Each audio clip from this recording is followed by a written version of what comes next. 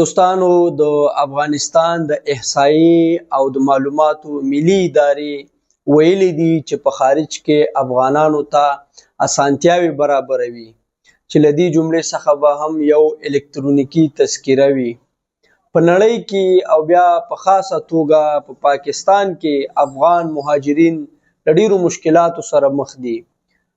کله چې دوی پاسپورت ته اړتیا ولري نو نشي کولی چې پاسپورت ترلاسه کړي. حتی د ماجر کارت یا کاغذي تذکرې یا پخوانۍ د داود شاهي د وخت تذکرې هم نشي کولی چې دوی ته د پاسپورت زمینه سازي وکړي. یوازینی شی چې دلته د پاسپورت د جوړولو لپاره پکاریږي هغه تذکره ده. که کاغذي تذکره وي باید د افغانستان د وزارت خارجه څخه تایید وي او یا به الکترونیکي وي. نو په دغه دواړو صورتونو کې افغان مهاجرین نشي کولی چې دلته په پاکستان کې پاسپورت ترلاسه کړي، ځکه د تذکرې د تایید لپاره به هم کابل ته ځي او د الکترونیکي تذکرې د جوړولو لپاره به هم کابل ته ځي. کله چې بیا کابل ته دغه افغان مهاجرین ځي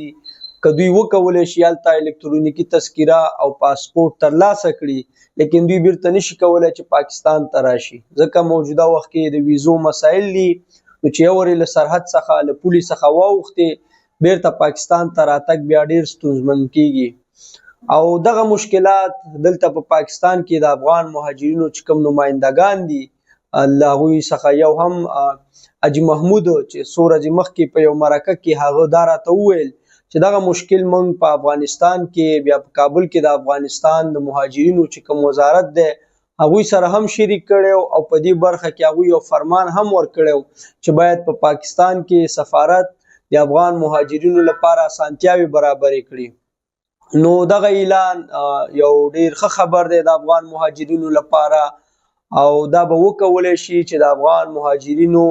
دغه مشکلات تر یو حده پورې راکم کړي، ځکه کله چې دوی سره الکترونیکي تذکره وي دوی کولی شي پاسپورت هم ترلاسه کړي، نکاح خط هم ترلاسه کړي، نور داسې کوم اسناد چې د سفارت له لوري دوی ته جاري کیږي د هغو لپاره اړین شی چې دی هغه تذکره ده. نو په دې هیله او امید چې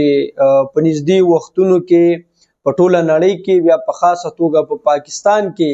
د افغان مهاجرینو لپاره د احصایې او د معلوماتو ملي ادارې له لوري